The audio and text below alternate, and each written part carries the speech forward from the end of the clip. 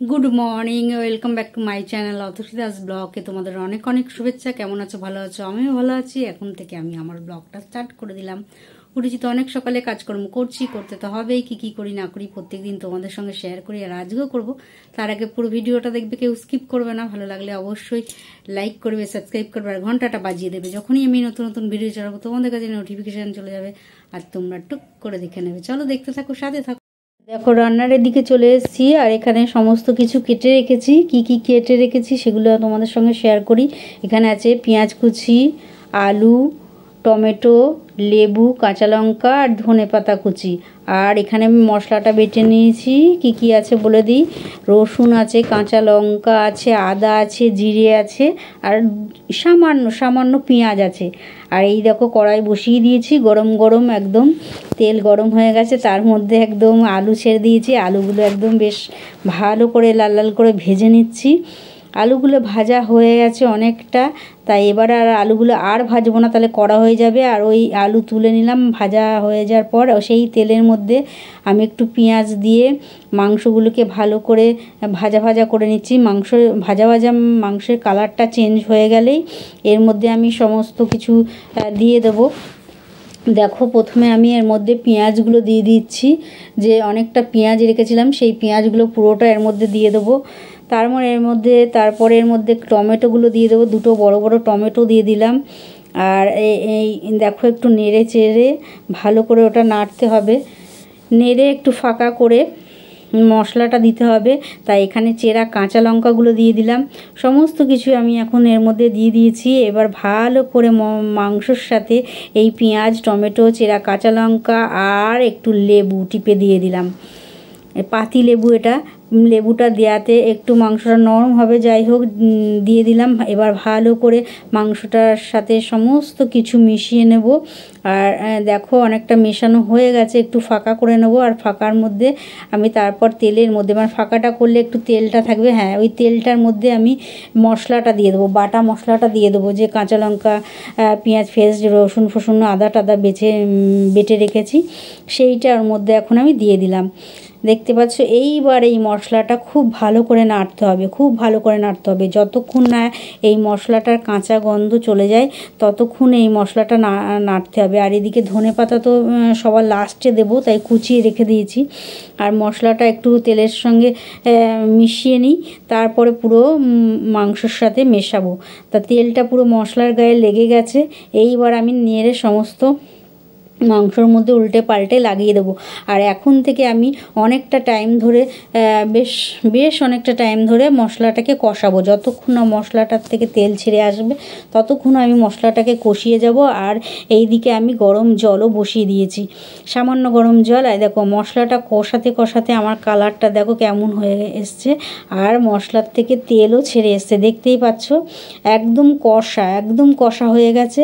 আর কষানো হয়ে গেছে। এর মধ্যে এখন আমি, কেননা নাহলে আলুগুলো সেদ্ধ হবে না, জল তো আমি বেশি দেবো না। আর ঝোল যেহেতু রাখবো না, সেই জন্য অনেকটা জল দেবো না, অল্প একটু জল দেবো যাতে মাংসগুলো সেদ্ধ হয়। মাংসগুলো তো হাফ সেদ্ধ হয়েই গেছে, হাফের বেশি সেদ্ধ হয়ে গেছে। এর মধ্যে আমি আলুগুলো দিয়ে দেবো। আলুগুলো দিয়ে এবার মাংসটাকে কিছুক্ষণ ধরে কষাবো। আলুগুলো দেওয়ার পর মাংসটাকে আরও কিছুক্ষণ ধরে কষাবো। তারপর এদিকে গরম জল দিয়ে বসিয়ে দিয়েছি, সেই গরম জলটা দেবো। চলো এই দেখো আলুগুলো আমি এখন এর মধ্যে দিয়ে দিলাম। 3টে আলু দিয়েছি। 3টে আলু মানে এক পিস করে আলু খাবো। আর বাই চান্স যদি আলু টালু গলে যায়, ওই জন্য 3টে আলু দিয়েছি। চলো দেখো ভালো করে মাংসটাকে কষিয়ে নিচ্ছি। আলুগুলো মাংসর মশলার সাথে সমস্তটা মিশে গেছে। একদম কষানো আমার একদম রেডি। এরপরে আর কষালে মাংসটা শক্ত হয়ে যাবে, সেই জন্য আর বেশি কষাবো না। এর মধ্যে এখন আমি একটু লেবু চিপে দেবো। যেই বাকি লেবুটুকুনি ছিল পুরোটাই চিপে এখন দিয়ে দিলাম। তাহলে একটু বেশ সুন্দর খেতে হবে। একটু টক হবে না, টকটা বোঝাই যাবে না। আমি যে এর মধ্যে লেবু দিয়েছি টকটা বোঝা যাবে না। দুটো টমেটো দিয়েছি, তবুও টক হবে না, তবুও সুন্দর একটা টেস্ট আসবে। আর দেখো রান্না তো হয়ে গেল, আর গরম গরম খেতেও বসে গেছি। আমি তো এখন একাই খেয়েছি, তাই গরম গরম ভাত মাখা হয়ে গেছে। তারপর মনে পড়েছে তোমাদের সঙ্গে, নাহলে আজকেও খাওয়া হয়ে যেত। যাই হোক চলো খেয়ে নিই। ঠান্ডা হয়ে গেল তো জানো আমি খেতে পারি না। দেখো খাওয়া দাওয়া হয়ে গেল। খেয়ে দিয়ে উঠেই বাসনগুলো মেজে এখন বেসিনে ধুয়ে নিচ্ছি। আর তো আমি আজকে একাই ছিলাম, কেননা রান্নার সময় কর্তামশাই ছিল না, সুতরাং চাপও তেমন ছিল না। চলো ঝটপট করে টোরে নিই, তারপরে পরে আপডেট দিচ্ছি। এই দেখো, এখানে আলু মাখা, আলু কাবলি, এখানে মুড়ি আছে, এটা আছে সেউ ভাজা, এখানে আছে বাদাম ভাজা,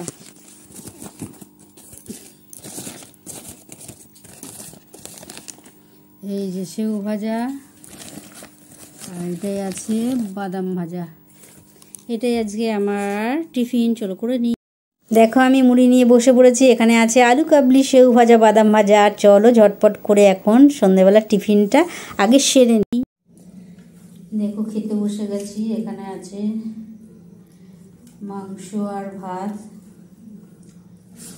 আর সাথে আছে রুটি, মাংস, ভাত, অল্প কটা রুটি, অল্প কটা ভাত।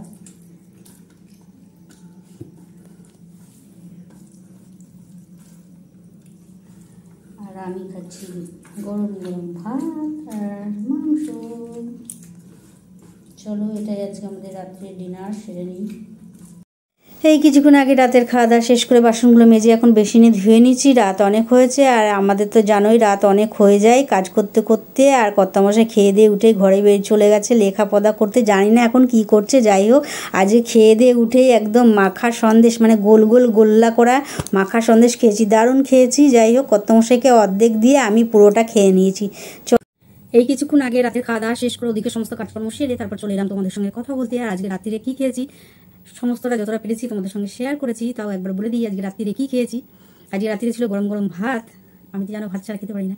গরম গরম ভাত আর মাংস, কষা মাংস, আর সাথে ছিল, আর কর্তামশাই খেয়েছে অল্প কটা ভাত আর দুটো রুটি। এটাই ছিল আজকে রাত্রিরে ডিনার। সেরে নিয়েছি, নিয়ে ওদিকে সমস্ত এইটু কাজ বাসন টাসন মেজে সমস্ত কিছু পরিষ্কার টরিষ্কার করে চলে এসেছি।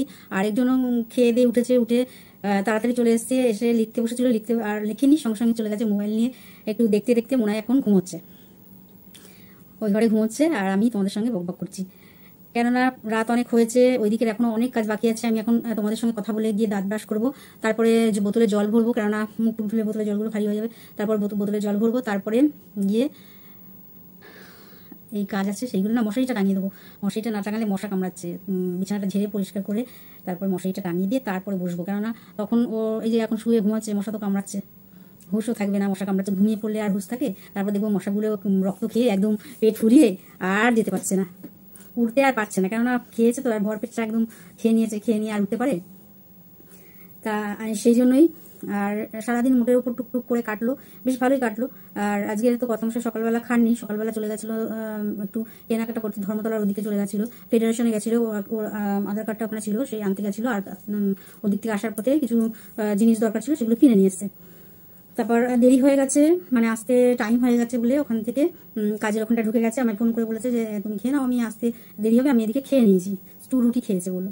যাই হোক, তাই জন্য আমি ভাতটা সবার লাস্টে করি, সেই জন্য আমি আর ভাতটা ওর জন্য আর ভাতটা নিইনি, কারণ থাকলে আবার ঠান্ডা ভাত রাতে একজনের জন্য থেকেই যাবে। তাই গরম গরম ভাত করলাম, কারণ সারাদিন ভাত খেয়েছে কিনা জানি না, বললো তো রুটি খেয়েছে, ভাত তো আর খাইনি। তাই জন্য ভাত করলাম, বললো না আমি ভাতও খাবো, অল্পটা রুটি, মানে অল্পটা ভাত খাবো আর রুটি খাবো। তাই আমি বললাম ঠিক আছে, অল্পটা ভাত দিলাম, রুটি দিলাম, এই খেয়েছে। আর সন্ধ্যেবেলা খেয়েছি দুজনাই খেয়েছি। ও খেয়েছে, ও মুড়িটা খায়নি, ও মাখা খেয়েছে, মানে আলু মাখাটা খেয়েছে, আর সেউ ভাজা, বাদাম ভাজা এগুলো খেয়েছে। আর আমি ওই মুড়ি নিলাম, মুড়ির মধ্যে আলু কাবলি, সেউ ভাজা, বাদাম ভাজা দিয়ে বসে বসে খেয়েছি। সন্ধ্যেবেলা টিফিন এটা সন্ধ্যেবেলা করেছি। আর ঠাকুরের প্রসাদে ছিল আজকে সন্দেশ, সেটা তোমাদের সঙ্গে শেয়ার করা হয়নি। আর রাতেও সন্দেশ ছিল, সেই রাতের সন্দেশটা এই যে খেয়ে দিয়ে এসে রাতের সন্দেশটা খেয়েছি, সেটাও তোমাদের সঙ্গে শেয়ার করিনি। মোবাইলে একটু চার্জ নেই, সেই আমি আগে ওই দিকে কাজগুলো সেরে এসেই মোবাইলটা বসিয়েছিলাম। ততক্ষণে আমি ওদিকে টুকটাক কাজগুলো করে সারছিলাম, তাতে কি এই এখন খুললাম মোবাইলটা, ওই জন্য। আর তোমাদের সঙ্গে বললাম থাক হোক, ততক্ষণ আমি জলটা সন্দেশটা খেয়ে জলটা খেয়ে নিই। এই আর কি, সারাদিন বেশ ভালো কাটলো। আর আজকে আর কোনো কাজ করিনি, কেননা এই দুদিন পর পর কাজ করেছি। আগের দিন একটা কাজ করেছি, এই কালকেও একটা কাজ করেছি, অনেকটা হয়েছে। আর ওই কোনাটা একটু বাকি আছে, আর ওই দুটো কোনা একটু বাকি আছে, ওই দুটো কোনা একটু আবার কাপড় দিয়ে করতে হবে। মানে এই লম্বাটা হয়ে গেছে, মোটামুটি হয়েছে। যে ধুলোগুলো নাকে মুখে ঢুকতো, ডাস্টগুলো, সেইগুলো থেকে রেহাই পাওয়া গেছে। আবার ঝাড়মারা দিলেই আবার ওরকম হবে। যাই হোক, তাই এই হলো ব্যাপার। আর এখন অনেক কাজ বাকি আছে, তোমাদের সঙ্গে কথা বলে যাবো দাঁত ব্রাশ করতে। আর একজন তো ঘুমাচ্ছে, বোতলে জলটা ভরে দিই, নাহলে আবার এখনই বলে আমার বোতলে জল নেই। একটা বোতলে ভরা আছে জল, আবার ওনার তো একটু জল লাগেই অনেক, আমি নাই জল খাই না, উনি একদম টাইমে টাইমে জল খাই, মানে এই এক ঢোক খেলে আবার কিছুক্ষণ 1 সেকেন্ড হবে না আর 1 ঢোক জল খাবে। যাই হোক এইভাবেই কাটলো। আজকে সারাদিন তেমন কাজ করিনি ঠিকই, কিন্তু টুকটাক কাজ ছিল সেইগুলো করেছি। আর আজকে ভালো লাগছিল না, আজকে ভালো লাগছিল না, কীভাবে বসে বসে সময়টা কেটে গেল জানি না। সময়টা অন্য ওই জন্য বলে না, কাজে থাকলে কাজটা হয়ে যায়, কোনো কাজে লাগলেই কাজটা হয়ে যায়। আর যদি কুড়ের মতন বসে থাকি তাহলে আর কোনো কাজ হবে। এই হলো আজকের দিনটা, ওরকম বসে থাকলাম বলে কাজটা হলো না। যাই হোক ঠিক আছে, চলো আজকে নাই বসেছি, কালকে আর বসবো না। আর বেশি ব্লগটাও বেশি বড় করবো না, কেননা অনেকটা বড় হয়ে যাবে। চলো আর বক বক করে লাভ নেই। মোটের ওপর দিনটা তো বেশ ভালোই কাটলো বললাম। আর আজকে সকালেও ঠাকুরের প্রসাদের সন্দেশ ছিল, আর রাত্রিরে সন্দেশটা খেয়ে নেওয়া হয়েছে। সকালে সন্দেশটা গত মাসে প্র্যাকটিস করে এসে খেয়েছে, আমি খাইনি, বসেছিলাম, তখন আর ভালো লাগছিল না। আর আর ফ্রিজের মধ্যে সেই গোলাপ জামুনগুলো রয়েছে, খাওয়া হয়নি, ভালো লাগে না ওইসব গোলাপ জামুন ফামুন, একদম ভালো লাগে না। এইসব মিষ্টিগুলো যেন দেখলে আমার শরীরটা জ্বলে, ওইসব মিষ্টিগুলো আমি একদম পছন্দ করি না। যাই হোক চলো আর বক বক করবো না, আজকের মতন ব্লগটা এখানে শেষ করি। Good night.